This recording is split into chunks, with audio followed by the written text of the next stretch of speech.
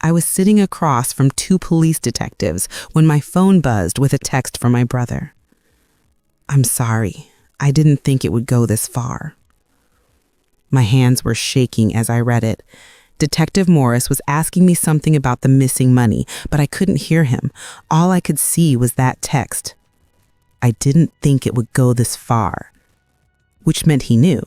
My brother knew I was being questioned by the police, and he was sorry it had gone this far, as if this was something that had accidentally gotten out of hand, as if he hadn't deliberately set this in motion. "Miss Chen," Detective Morris said, his voice pulling me back. "Are you listening? I need you to explain again where you were on the night of October 15th. October 15th. The night someone accessed my father's business account and transferred $50,000 to an offshore account. The night my entire life was turned upside down because someone had used my laptop, my login credentials, my access to steal from my own family." "I was home," I said for the third time, "alone, working on a presentation for Monday." "Can anyone verify that?" "No, I live alone." Detective Chen, no relation, leaned forward. "Meredith, this would go a lot easier if you just told us the truth. The evidence is pretty clear. The transfer was made from your laptop, your fingerprints are the only ones on the device, your login was used." "Because someone else used my laptop, someone who knows my passwords, someone who had access to my apartment." "Who?" That was the question, wasn't it? Who had access to my apartment, my laptop, my passwords? The answer was sitting in my text messages, confessing that he was sorry. My brother, Jason. But I couldn't prove it. Not yet. "I have a camera in my apartment," I said. "If someone used my laptop while I wasn't home, it would have recorded it." The detectives exchanged a glance. "And you're just mentioning this now?" Detective Morris asked. "I just realized it. I installed it 2 weeks ago. If the theft happened on October 15th, the footage should still be there." It was October 28th now, 13 days since the theft, 10 days since my father had discovered it and called the police, 3 days since they'd traced it to my laptop and brought me in for questioning. And if I was right, the camera would show Jason letting himself into my apartment, sitting at my desk, and using my laptop to steal from our father's company and frame me for it. "We'd need to see that footage," Detective Chen said. "Then let's go get it." We stood up, and I sent Jason one text back. "I know what you did, and I'm going to prove it." My name is Meredith Chen, and I'm 32 years old. I'm the oldest of 2 children. My brother Jason is 28. 4 years younger, but we'd been close growing up. Best friends, even. The kind of siblings who looked out for each other. Or so I thought. Our father, David Chen, built a successful import-export business from nothing. He came to the United States from Taiwan when he was 25 with barely any money, worked brutal hours, saved everything, and eventually started his own company. By the time I was born, Chen Import and Trading was doing well. Not wealthy, but solidly middle class. By the time Jason was born, we were comfortable. By the time we were teenagers, we were wealthy. My father is a self-made man, and he never let us forget it. Every advantage we had, private schools, college tuition, nice cars, came with a reminder that he had none of those things, that he'd worked for everything, that we were lucky, that we needed to prove ourselves worthy of the opportunities he'd given us. I went to college for business, graduated top of my class, got my MBA, did everything I was supposed to do to eventually take over the family company, because that was always the plan. The eldest child, the responsible one, would inherit the business, would carry on my father's legacy. Jason was different. He was charming where I was serious, artistic where I was practical. He went to college for graphic design, much to my father's disappointment. graduated middle of his class, struggled to find stable work. My father would compare us, not explicitly, but in small ways. Meredith has always been focused. Meredith understands the value of hard work. I don't worry about Meredith. And then the other side. Jason needs to find direction. Jason is talented but unfocused.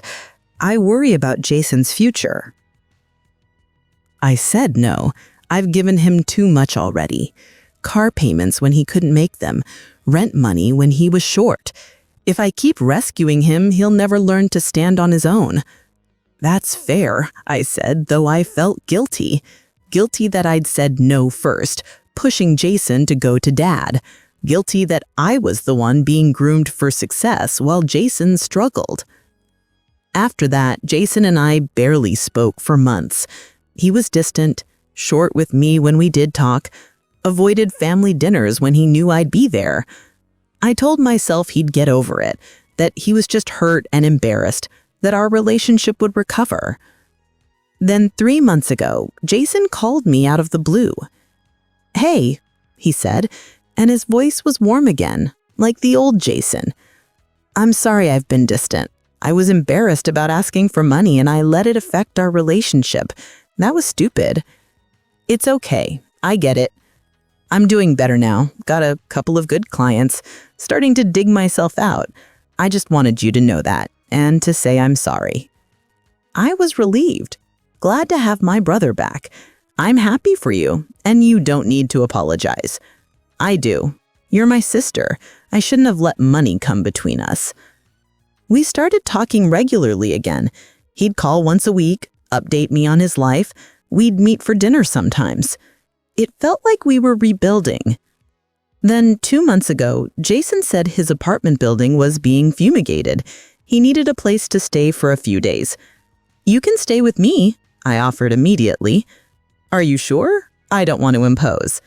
"It's not imposing. You're my brother." He stayed for 3 days. I gave him a key so he could come and go while I was at work, told him to keep it in case he ever needed it again. "For emergencies," I said. "Thanks, Mer. You're the best." When he left, I forgot to ask for the key back and he didn't offer to return it. I didn't think anything of it. A month ago, I started noticing small things. My laptop in a slightly different position on my desk, papers rearranged, a coffee cup I didn't remember leaving out. I asked my landlord if maintenance had been in my apartment. He said no. I started wondering if I was losing my mind, or if someone had been in my apartment. It made me uneasy, so I ordered a small security camera online, something discreet that I could hide on my bookshelf aimed at my desk where my laptop sat. I installed it 2 weeks ago, checked the footage once just to make sure it was working. It was. Clear video of my desk in the area around it. Then I forgot about it. Went about my life, worked long hours at the company, came home tired, worked on presentations for upcoming meetings. On October 15th, I spent the evening at home, working on a presentation for a Monday meeting. I ordered takeout, ate at my desk while I worked, went to bed around 11. I didn't touch my father's business account, didn't access the financial system, didn't transfer any money. But someone did. On October 18th, my father called me into his office. His face was grim. "We have a problem," he said. "Someone accessed our main business account and transferred $50,000 to an offshore account." My stomach dropped. "When?" 3 days ago, October 15th. "IT traced the access to your laptop, your logon credentials." "That's impossible. I didn't." "I know you didn't," he said, and I felt relief flood through me. Someone must have hacked my computer or stolen my credentials somehow. "I'll call IT. We'll figure out what happened." But IT couldn't figure it out. The access came from my laptop, my physical laptop, not a remote access. Someone had been sitting at my computer using my login, making the transfer. "Maybe someone broke into your apartment," the IT director suggested. I checked with my landlord, no signs of forced entry. The security system showed no alerts. Whoever had done this had a key, known my passwords, known exactly how to access the business account and make the transfer look like it came from me. My father called the police, filed a report, said his business had been robbed, and it appeared his daughter's computer had been compromised. He still believed me, still trusted me, until the detectives started asking questions about my finances, about whether I'd asked my father for money recently. She asked to borrow money for a house down payment. I told her she needed to save more first, that I couldn't just give her tens of thousands of dollars. I'd asked for $15,000 as a loan, which he'd refused, saying I should save it myself like he'd had to save for everything. I hadn't been angry, maybe a little disappointed, but I'd understood. His money, his choice. But to the detectives, it sounded like motive. Daughter asks father for money, father refuses, daughter steals much more than she'd asked for. My father started looking at me differently, doubt creeping into his eyes. Meredith, if you needed money that badly, you should have told me. We could have worked something out. I didn't steal from you, Dad. I would never. But I could see he wasn't sure anymore. And then they brought me in for questioning, 3 days of investigation, and I was the prime suspect in the theft from my own family's company. Everything pointed to me. The laptop, the login, the timing, the motive. It was perfect. Too perfect. And that's when I realized this wasn't a random hack. This wasn't someone stealing my credentials from afar. This was someone who knew me, who had access to my apartment, who knew my passwords, who knew enough about the business to navigate the financial system. Someone close to me. And as I sat in that interrogation room, reading Jason's text, I knew exactly who it was. My brother. My best friend. The person I'd tried to help. He'd used my key, my laptop, my trust. And he'd framed me for theft to save himself. The detectives followed me back to my apartment in their unmarked car. My hands were shaking as I unlocked the door. "The camera's on the bookshelf," I said, pointing. "It's been recording for 2 weeks." Detective Morris walked over to examine it. "It's still on. How does it store footage?" "Cloud storage. I can access it from my phone or computer." "Show us." I pulled up the app on my phone, scrolled back to October 15th, the day of the theft. My heart was pounding.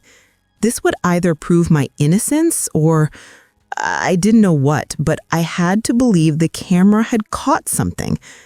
I found the timestamp, 7:43 p.m. I'd been home, working at my desk. I could see myself in the footage, typing on my laptop. I fast-forwarded, watched myself work for 2 more hours. At 9:52 p.m., I stood up, stretched, and walked out of frame. "That's when I went to pick up my food delivery," I explained. "I ordered Thai food. It arrived around 10.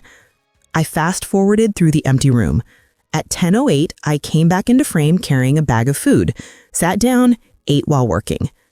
At 11:17, I closed my laptop and left the frame again, going to bed.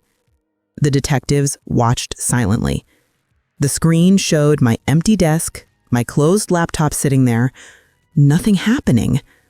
I kept fast-forwarding, my heart sinking. Maybe I was wrong. Maybe Jason hadn't come that night. Maybe...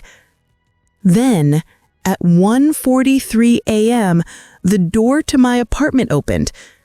I stopped fast-forwarding, pressed play. A figure entered the frame, male, wearing a hoodie with the hood up, face obscured. But I knew the build, the walk, the way he moved. Jason. He walked straight to my desk, sat down in my chair, opened my laptop. The camera couldn't see the screen, but it captured him sitting there typing for 17 minutes. At 2:01 a.m., he closed the laptop, stood up, looked around my apartment like he was checking for any signs of disturbance, then he left. The whole thing took less than 20 minutes, and I'd been asleep in my bedroom, completely unaware. That's your brother? Detective Chen asked. Yes, Jason Shen. He has a key to your apartment. I gave him one 2 months ago when he needed a place to stay. I forgot to get it back. And you didn't know he'd been here? No, I was asleep. I didn't hear anything. Detective Morris was making notes. We'll need to bring him in for questioning. Wait, I said, still looking at my phone screen. There's more footage from other days. I scrolled back, checked October 10th. Nothing. October 9th. Nothing. October 8th. There. 2:17 a.m., Jason entering my apartment, going to my desk, doing something on my laptop for 8 minutes. Leaving. October 3rd. Same thing. 1:55 a.m., 11 minutes. September 28th. September 25th. September 18th. He'd been coming to my apartment for weeks, always in the middle of the night, always to my laptop. What was he doing all those other times? Detective Chen asked. I don't know, but whatever it was, he was planning this. This wasn't impulsive. My phone buzzed. Jason, calling. I showed the detectives. Detective Morris nodded. Answer it. Put it on speaker. I answered. Jason. Mayor, please, don't do this. I know you're with the police. How do you know that? I've been watching the police station. I saw you leave with them. He'd been watching, stalking, making sure I didn't betray him. You framed me, I said. You stole from Dad's company and made it look like I did it. I didn't mean to frame you. I just needed the money. I was going to fix it before anyone noticed. You transferred $50,000, Jason. How were you going to fix that? I have a plan. I was going to pay it back. I just needed time. Time for what? I have an opportunity, an investment that's going to pay off. I just needed capital to get started. An investment. He'd gambled our father's money on some scheme. Where's the money now? Detective Morris interjected. Jason went silent. Realized he wasn't just talking to me. Jason Shen, this is Detective Morris with the Metropolitan Police. We need you to come to the station to answer some questions. I didn't steal anything. That money is mine. My father owes it to me. That's not how the law works, Detective Chen said. You accessed a business account without authorization and transferred funds. That's theft. My sister is part owner of that company. She gave me permission to use her laptop. That's a lie, I said. I never gave you permission. You gave me a key to your apartment. You told me to make myself at home. That's implicit permission. To stay a few days, not to break in at 2 a.m. and steal from our family. It's not stealing if I'm family too. That company should be mine as much as yours. But Dad only sees you, only invests in you. You get the job, the salary, the inheritance. What do I get? Nothing. You get your own life, your own career. Dad offered you a job and you said no. Because I didn't want to be your shadow. I didn't want to spend my life being compared to perfect Meredith who does everything right. I could hear the bitterness in his voice, years of resentment pouring out. So you decided to frame me for theft, to destroy my life because you're jealous? I wasn't trying to frame you. I just needed money and I knew you had access. I thought I could take it, invest it, double it, pay it back before anyone noticed. I'd prove to Dad I could be successful too. By stealing? By taking what should have been mine anyway. He gave you everything. He gave me nothing. I was just evening the score. Detective Morris spoke again. Mr. Chen, we need you to come in. Where are you right now? Jason hung up. I stared at my phone. He's running. We'll find him, Detective Morris said. We have his information. We'll put out a bolo. What about the money? Can you trace where he sent it? We'll work with the financial crimes unit. If it's in an offshore account, It might take time, but we'll track it." The detectives left to start the process of finding Jason. I sat in my apartment looking at the footage on my phone.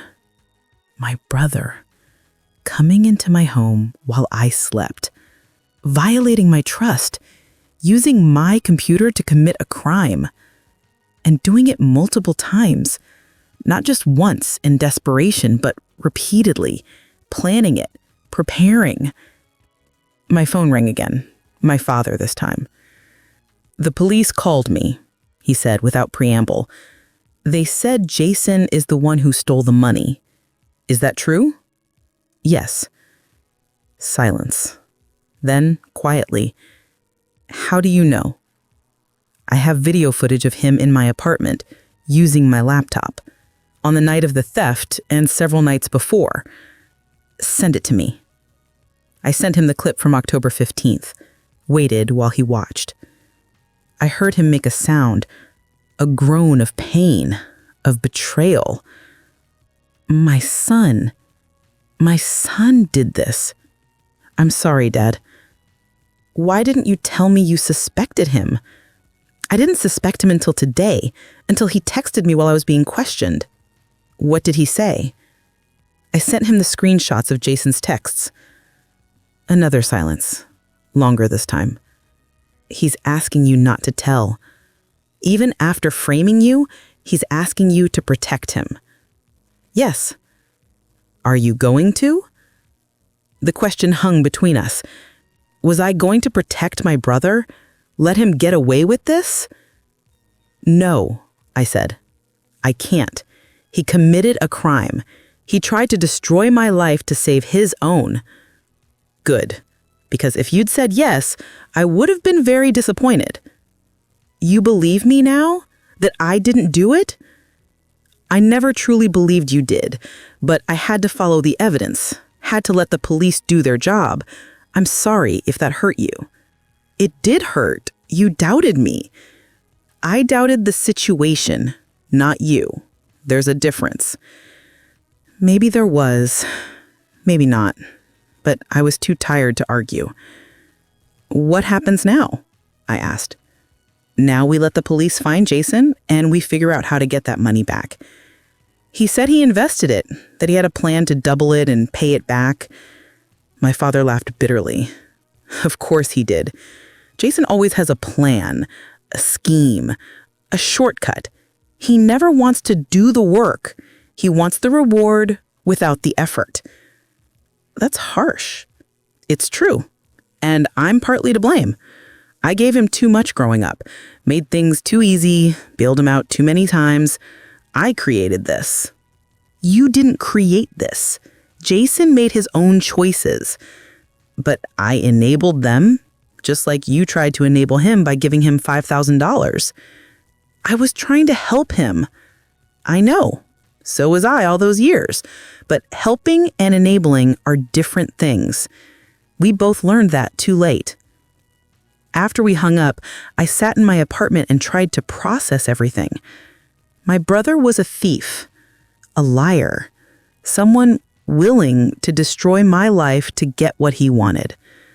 But he was also the kid I'd grown up with, the little brother I'd protected, the person I thought I knew better than anyone. How did I miss this? How did I not see what he was becoming? My phone rang again. Unknown number. I answered cautiously. "Hello? It's me. Don't hang up." Jason's voice, but not his phone. "Where are you?" "Doesn't matter. I just need you to understand. I never wanted to hurt you." But you did. You framed me for theft. The police thought I stole from Dad. They would have figured it out eventually. They would have seen you didn't do it. Because of a camera you didn't know existed. If I hadn't installed that camera, I'd be arrested right now. My life would be destroyed. No, I wouldn't have let it go that far. I would have confessed before they arrested you. Would you? Or would you have let me take the fall while you disappeared with the money? You don't know that, he said finally. You don't know what I would have done. Because I don't know you anymore. Maybe I never did. You know me better than anyone. I'm your brother. My brother wouldn't have done this. Your brother is desperate. Your brother is drowning while you get everything handed to you. I worked for everything I have. You worked within a system designed for you to succeed. Dad's company, Dad's approval, Dad's plans for you to inherit everything. I never had a chance. You had every chance. You chose a different path. That doesn't mean you get to steal. I was gonna pay it back. With what? This magical investment that was gonna double the money? Jason, that's a fantasy. You gambled with money that wasn't yours. It's not gambling. It's a legitimate opportunity. Cryptocurrency. If I'd had more time... Cryptocurrency. You put $50,000 of Dad's money into cryptocurrency? It's not like you think. It's a sure thing. My friend has insider information. Oh my God, you fell for a scam. Jason, there's no such thing as insider information in cryptocurrency. Your friend conned you. He didn't. I've seen the returns other people have gotten. Fake returns to lure in more victims. Jason, the money is gone. You threw away $50,000 on a con. No, you're wrong. It's real. In 6 months, I'll have doubled the investment. I'll pay Dad back and have $50,000 left over. He actually believed it. I could hear it in his voice. Where are you? I asked again. I can't tell you. The police are looking for me. Then turn yourself in. Explain what happened. Maybe there's a way. There's no way. I accessed the account illegally. I transferred the money. I'm going to prison, Mer. Maybe, but running makes it worse. I just need time. Time for the investment to pay off. Then I can return the money and this all goes away. That's not how this works. It has to be. I can't go to prison. I can't. You should have thought about that before you stole $50,000. I didn't steal. I borrowed. There's a difference. Not legally, there isn't. A sound in the background. Voices. Jason cursing. I have to go. Mer, please, tell Dad I'm sorry. Tell him I was going to make it right. Tell him yourself. Turn yourself in. But he'd already hung up. I reported the call to Detective Morris, told him about the cryptocurrency, the scam, the money being gone. He said, "We suspected as much. The offshore account was accessed 3 days ago and emptied, transferred to multiple crypto wallets. It'll be nearly impossible to recover." So the money is just gone? Most likely. These scams are sophisticated. By the time we track one wallet, the money's been moved to 10 others. $50,000 gone. Because my brother was desperate and foolish and convinced himself he could beat the system. My father was devastated when I told him. It's not just the money, he said. It's knowing my son did this, knowing he chose this path. I know. And knowing I pushed him to it by favoring you, by making him feel less than. Dad, you didn't make him steal. Didn't I? I compared you constantly. I made it clear I thought you were the successful one, the one worthy of inheriting the business. What message does that send to a younger son? That he should build his own success, not steal his sister's. In a perfect world, yes, but Jason isn't wired that way. He needs approval, validation, and I never gave it to him. Maybe that was true. Maybe my father had contributed to this, but Jason was an adult. He'd made choices, and those choices had consequences. 2 days later, I was at work when my father's assistant rushed into my office. "Meredith, your father needs you in his office immediately. The police are here." I ran down the hall, burst into his office to find Detectives Morris and Chen, along with 2 uniformed officers. "What's happened? Did you find Jason?" "Not yet," Detective Morris said. "But we found something else. Something we need to ask you both about." He opened his laptop, showed us a screen full of bank transactions. "We've been digging deeper into your father's business accounts, looking for any other unauthorized access, and we found these." I leaned in, saw dozens of transactions, small amounts, 500 here, 800 there, 1,000, 2,000, all over the past 18 months, all transferred to an account I didn't recognize. "What are these?" my father asked. "Transfers from your business to a personal account totaling just over $90,000. My stomach dropped. $90,000? The $50,000 we knew about was just the most recent and largest transaction. But your brother has been stealing from the company for over a year and a half. I looked at my father. His face had gone gray. $90,000. He's been stealing from me for 18 months. The transactions were small enough to avoid immediate detection, but when we ran a full audit, they showed up. Same pattern, access from your daughter's login credentials, but we pulled security footage from your office building. She turned the laptop to show us security footage, time-stamped from various dates over the past year and a half. Jason, entering the building late at night, using a key card. My key card, I realized. He's been using my access card, I said. I reported it missing about 2 years ago. They issued me a new one. I thought I'd just lost it. He took it, Detective Morris said. Probably cloned it first, then took the original so you'd get a new one and wouldn't notice when he used the clone. On the screen, Jason walked through the empty office building, went to my desk, logged into my computer. How did he have your password? My father asked. I keep a password list in my desk drawer, in case I forget them.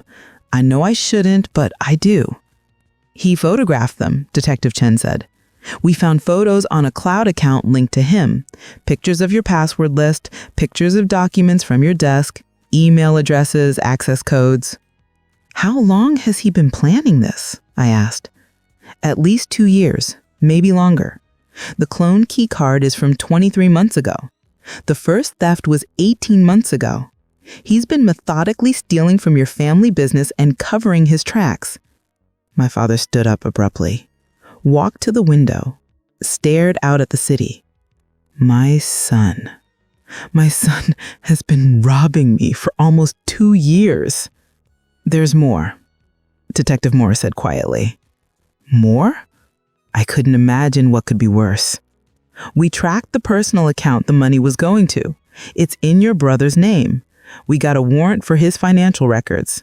The cryptocurrency investment? That was only the most recent 20,000. What did he do with the rest? Gambling, mostly. Online casinos, sports betting, some stock trading, day trading from what we can tell. He lost most of it. Detective Chen pulled up more documents, spreadsheets showing Jason's gambling activity. He has a serious problem. He's been chasing losses for years, stealing more to cover what he'd already lost. Classic addiction behavior. How did I not know? How did I not see my own son was an addict?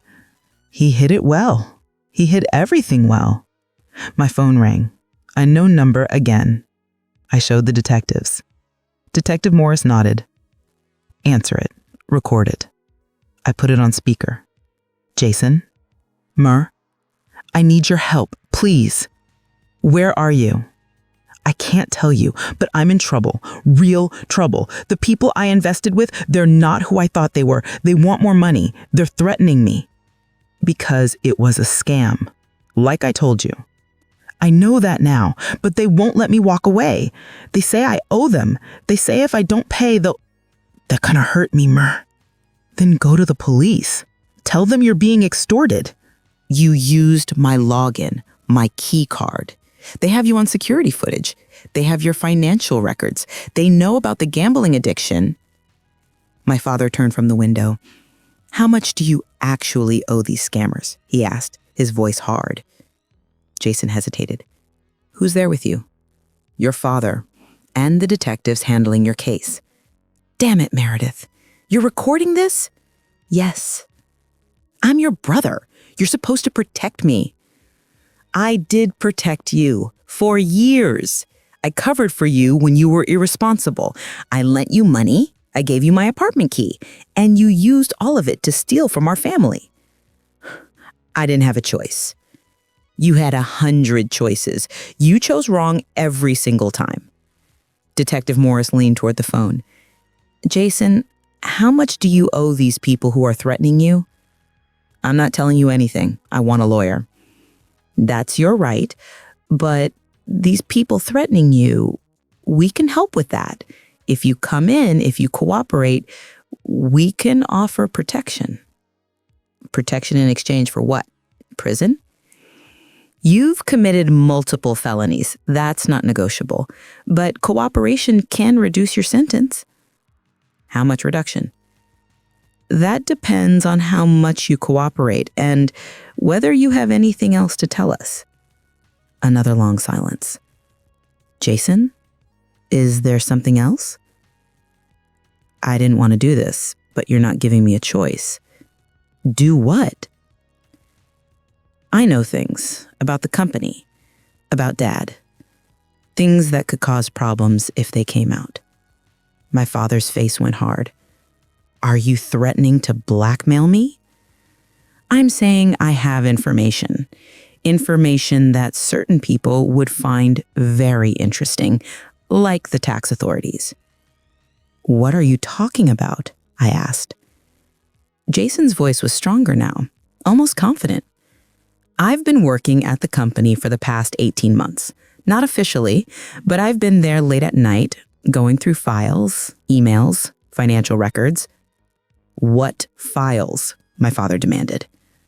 The ones about the Taiwan accounts, the money you've been moving offshore, the taxes you've been avoiding. My father's face drained of color. That's right, Dad. I know about your offshore accounts, about the shell companies, about the millions you've moved overseas, and I have copies of everything. You're lying. Dad doesn't. He does. Ask him. Ask him about the Cayman accounts, about the BVI shell companies, about the millions he's moved overseas. I looked at my father. Dad? He didn't answer, just stood there, frozen. Oh, this is great, Jason said, and I could hear the smile in his voice. She doesn't even know. You never told your precious golden child about your own crimes. They're not crimes, they're tax strategies, legal tax strategies. Are they? Because I've read the emails between you and your accountant, the ones where he warns you that you're pushing legal limits, the ones where you tell him to do it anyway. Detective Morris and Chen exchanged the glance. Mr. Chen, do you have offshore accounts that haven't been properly reported? I have accounts overseas for legitimate business purposes. They're all legal. Then you have nothing to worry about. But just to be safe, maybe you want to make this all go away, drop the charges against me, and my copies of those files stay private. You're blackmailing me. My father said, blackmailing your own father. I'm negotiating. I learned from the best. I never taught you this. You taught me that money is everything, that success is measured in dollars, that family legacy is more important than anything. Well, congratulations, Dad. I learned the lesson. Jason, this is insane. You're making everything worse. How? I'm already going to prison for theft. Why not add leverage? Maybe I can avoid prison if Dad makes this go away. It doesn't work like that, Detective Chen said. You've committed federal crimes. Your father can't make those disappear. But he can refuse to cooperate. He can claim the money was a gift, family transfer. Without his testimony, you have nothing. We have video of you breaking into his building, using stolen credentials, transferring money without authorization. We don't need his testimony. But you want it to make the case stronger. And Dad won't give it to you if it means his tax issues become public. My father walked slowly back to his desk, sat down heavily. How did this happen? He asked. How did I raise a son who would do this? You raised a son who was never good enough, Jason said, who was always second, always the disappointment. And you know what? It's liberating. Being the failure, being the black sheep. I don't have to try to live up to your impossible standards anymore. My standards weren't impossible. Meredith met them. Meredith is not me. Why can't you understand that? I do understand that. You're right. Meredith would never steal from her family, would never blackmail her father, would never betray everyone who loved her. Loved me? You've never loved me. You've tolerated me, compared me to her, wished I was different. That's not true. It is true. And now you're going to make a choice. Drop the charges and let me disappear, or I release everything I have about your offshore accounts to the IRS, the SEC, and every news outlet I can find. You'd destroy the company, I said. The company that employs 70 people, that supports families. You'd ruin all of that out of spite? Out of survival. I'm desperate, Mer. I told you that. These people who scammed me, they're dangerous. They know where I am. They're coming for me. I need money to run, to disappear. And this is the only leverage I have. How much? My father asked. What? How much do you need to disappear? Dad, no, I said. You can't. How much, Jason? 100,000. Enough to get far away and start over. In exchange for what? The files stay private. I disappear. You never hear from me again. Detective Morris started to speak, but my father held up his hand. This is a family matter. Mr. Chen, if you're considering paying him, I'm considering my options. Can you give us the room, please? The detectives looked at each other. We'll be right outside, but Mr. Chen, anything you discuss with your son could be used in court. You should have an attorney present. I understand. They left. It was just me, my father, and Jason on the phone. Dad, you can't give him money, I said. He'll just keep coming back, keep demanding more. I know. Then why? Jason, I need you to listen to me very carefully. I'm listening. I'm not giving you $100,000. I'm not dropping the charges, and I'm not letting you blackmail me. Then I release the files. Go ahead. Jason went quiet. What? Release them. Send them to whoever you want, the IRS, the SEC, and every news outlet I can find. You destroy the company, I said. The company that employs 70 people, that supports families. You'd ruin all of that out of spite? Out of survival. I'm desperate, Mer. I told you that.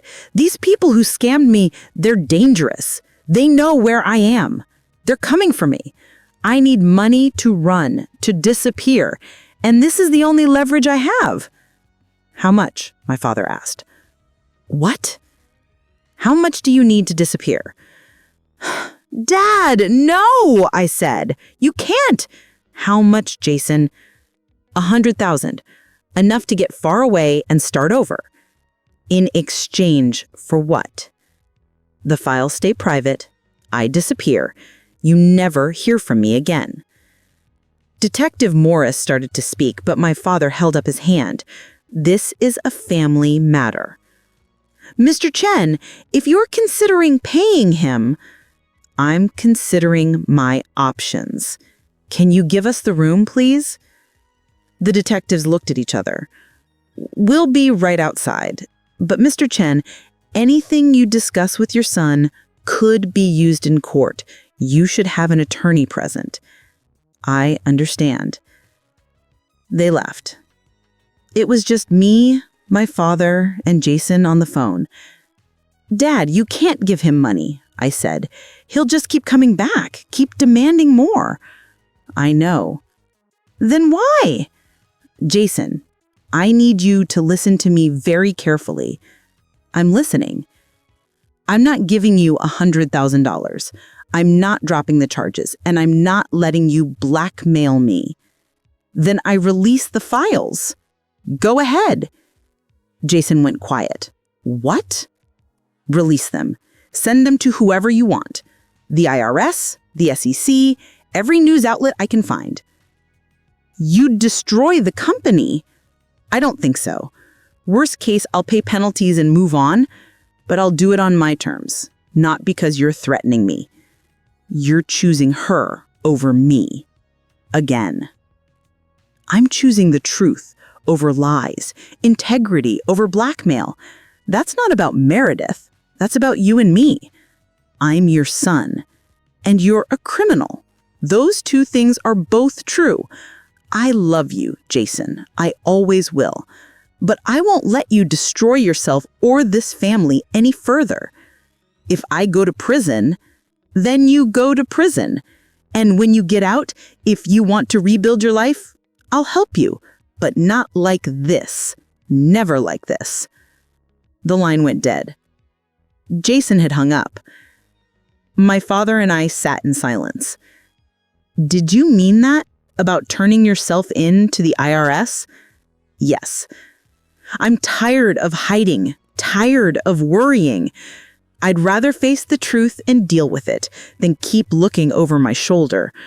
What if it destroys the company?" "Then it destroys the company. But I don't think it will. I've been aggressive with tax strategies, but I don't think I've done anything criminal.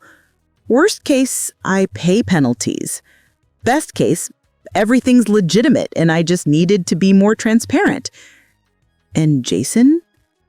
"Jason is beyond my help. I see that now. The best thing I can do for him is let him face consequences. Maybe prison will force him to confront his addiction, to change. Maybe it'll make him worse. Maybe, but enabling him hasn't helped. Trying to protect him hasn't helped. Maybe the only thing left is to let him fall." An hour later, Detective Morris called. "We found him. Jason turned himself in." "Where is he?" "Downtown station. He's asking for a lawyer." "Did he release the files about my father's offshore accounts?" "Not that we know of. Has your father received any threats or media inquiries?" "No." "Then maybe he was bluffing, or maybe he decided not to burn that bridge. Either way, he's in custody now. He'll be arraigned tomorrow." I went to the police station. I don't know why. To see him, maybe. To understand. They let me see him through a glass partition. He was in an orange jumpsuit. He looked somehow smaller, younger. He picked up the phone. I picked up mine. "You came," he said. "I don't know why." "To gloat?" "No. To try to understand how we got here." "I told you how. Dad loved you more. The company was always going to be yours. I had nothing." "That's not true." "It is true, Mer. And you know it. You just don't want to admit it." Maybe he was right. Maybe my father had favored me. But that didn't excuse what Jason had done. "Are you going to release those files? About Dad's offshore accounts?" "I don't know. Maybe. Depends on what happens at the arraignment. He's going to cooperate with the investigation against you. He told the detectives everything. Then I guess I'll release them. Mutually assured destruction." "You'd hurt Dad just to hurt him, even though it won't help you?" "Why not? He hurt me my whole life. At least this way, we both lose." I stood up. I'm done, Jason. I'm done trying to understand you. I'm done making excuses. You made your choices. Now live with them. That's it? You're just abandoning me? You abandoned yourself a long time ago. I walked away, and I didn't look back. Jason was arraigned the next day. The charges were extensive: theft, fraud, unauthorized access to computer systems, identity theft, and attempted blackmail. His public defender argued for bail. The prosecutor argued he was a flight risk. He'd already been hiding from police when he turned himself in. He had no significant ties to the community, no stable employment, and had demonstrated willingness to flee. The judge agreed. Bail was denied. Jason would remain in custody until trial. I wasn't there for the arraignment. My father was, though. He came back to the office afterward and closed the door to his office for an hour. When he emerged, his eyes were red. "Are you okay?" I asked. "No, but I will be." "Did Jason release the files?" "Not yet. His lawyer advised him not to, said it would add charges and wouldn't help his case. So for now, they're still private." "What are you going to do?" "What I said I would. I'm meeting with a tax attorney tomorrow. We're going to review everything. All my offshore accounts, all my tax strategies, everything. If there are problems, I'll fix them. And if there are legal issues, then I'll deal with them. But Meredith, I need you to understand something. If this gets bad, if I face charges, the company could suffer. Your position could be affected. I don't care about that right now. You should. This is your future, your career. I may have jeopardized it with my choices. We'll figure it out. Together." He nodded, but I could see the weight on him, the guilt. Not just for the tax issues, but for everything. For favoring me, for pushing Jason away, for creating the environment that led to this. Over the next week, my father worked with his tax attorney.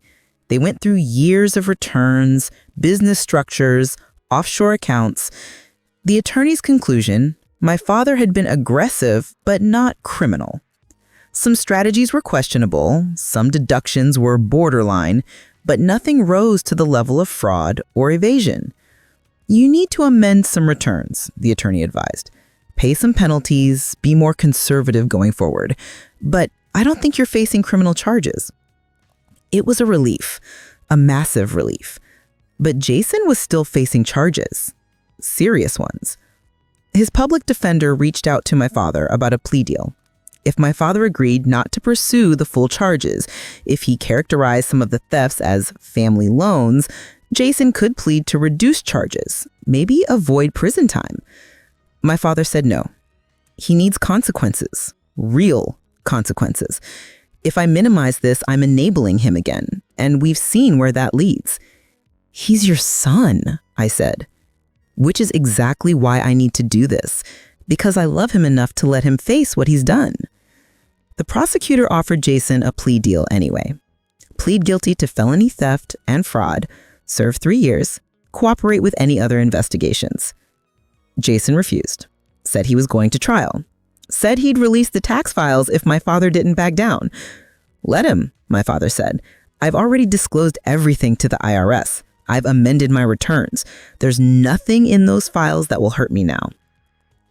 Jason's bluff was called. 2 weeks before trial, he accepted a plea deal. 5 years for multiple counts of theft and fraud.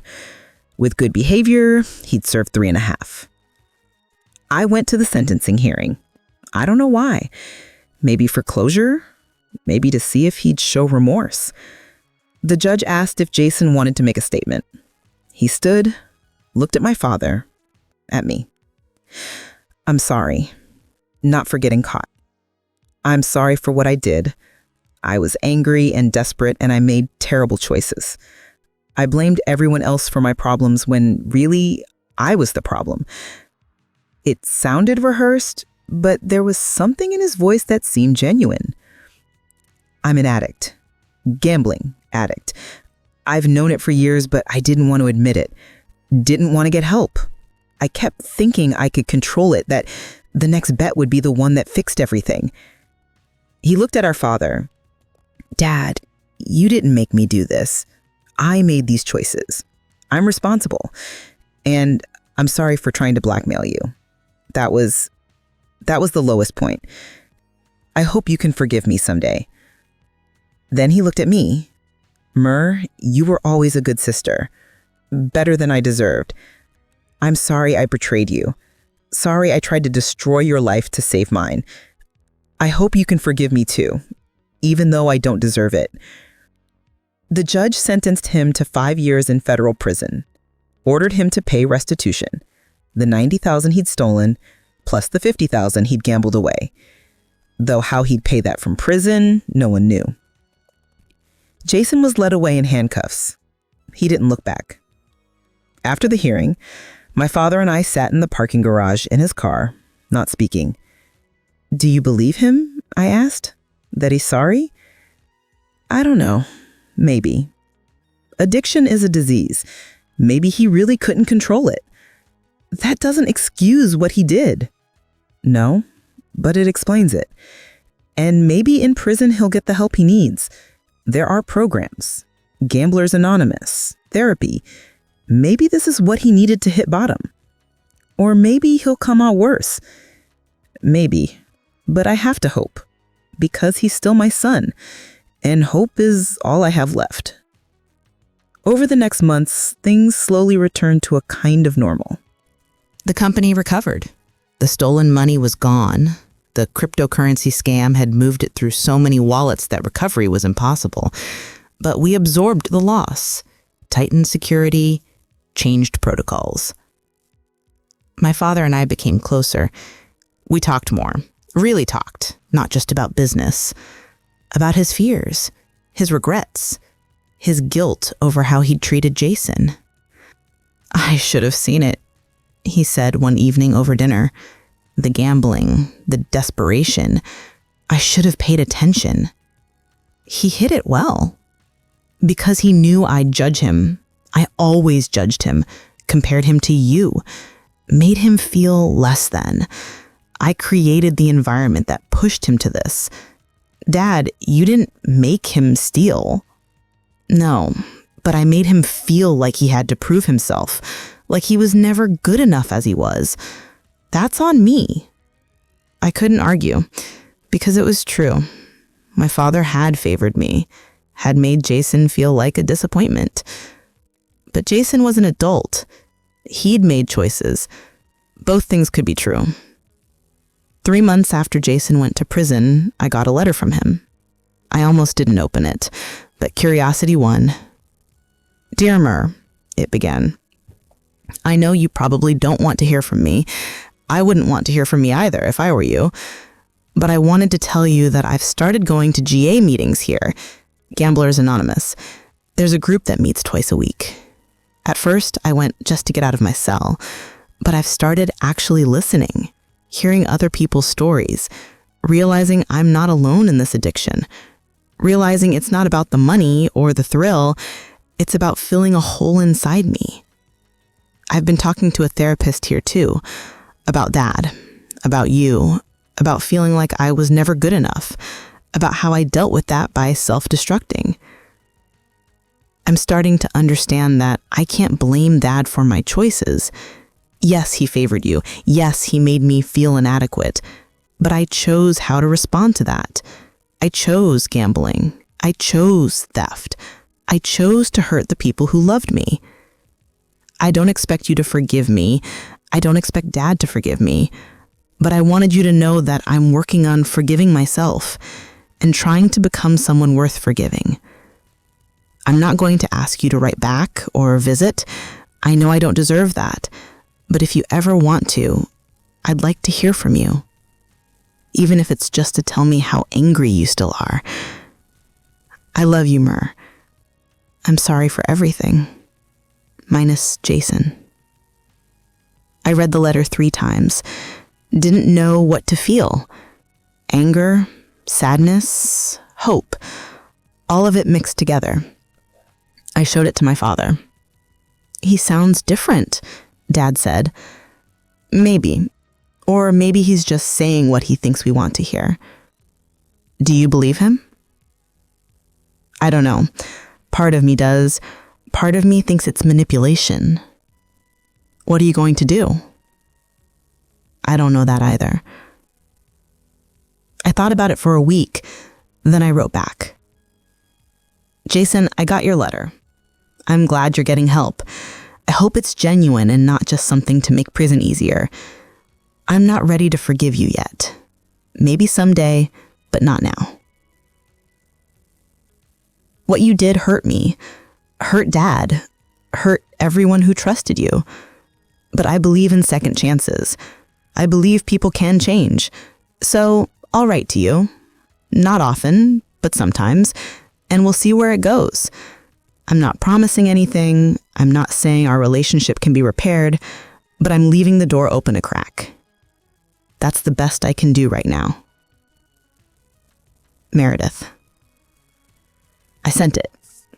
Didn't know if it was the right choice, but it felt like my choice, which mattered. Dad decided not to write to Jason. Not yet. He said, I need more time, more evidence that he's really changing, but I'm glad you're keeping communication open. Someone should. I wrote back, told him about changes at the company, about Dad's health. He'd been having heart palpitations from stress, but they'd stabilized. About my life. We started a correspondence. Nothing deep, nothing that rebuilt trust quickly, but a start. My father eventually wrote to Jason too, a short letter. I'm sorry for my part in this, for making you feel inadequate, for comparing you to your sister, for not seeing your pain. But I'm glad you're getting help. I hope you continue. Jason wrote back, Thank you, Dad. That means more than you know. It wasn't forgiveness. Not yet. But it was something. A year after Jason went to prison, I visited him. I didn't tell him I was coming, just showed up on a visiting day, waited in the stark room with other families. When he walked out in his prison uniform, he looked different. Thinner. Older. But also more present somehow. More grounded. He sat down across from me, picked up the phone. You came, he said. I came. Why? I don't know. To see if the person in the letters is real, maybe? He is. I'm trying to be. It's hard.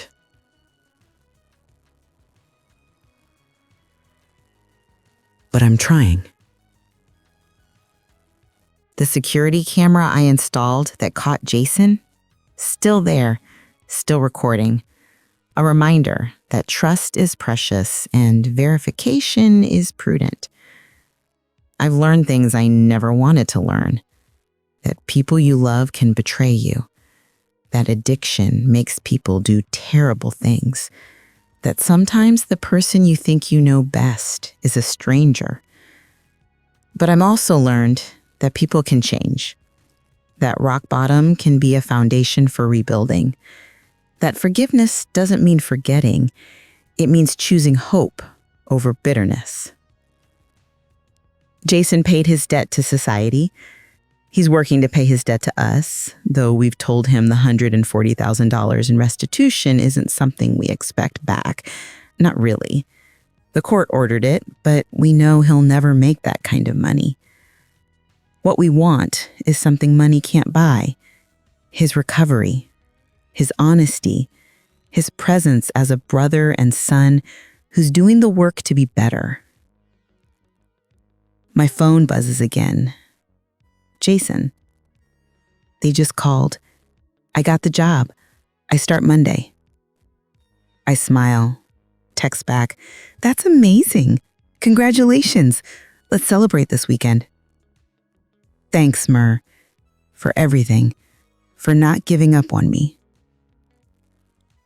I look at my father. He got the job. Dad's eyes fill with tears. Good. That's good. We sit in comfortable silence for a moment. Then Dad says, I'm sorry for how I treated him, for making him feel less than you. I created part of this. You didn't make him steal. No, but I made him feel like he had to prove something. That's on me. You're making amends now. That's what matters. Is it enough? I don't know, but it's something. My father stands to leave, pauses at the door. You know what I've learned through all this? He asks. What?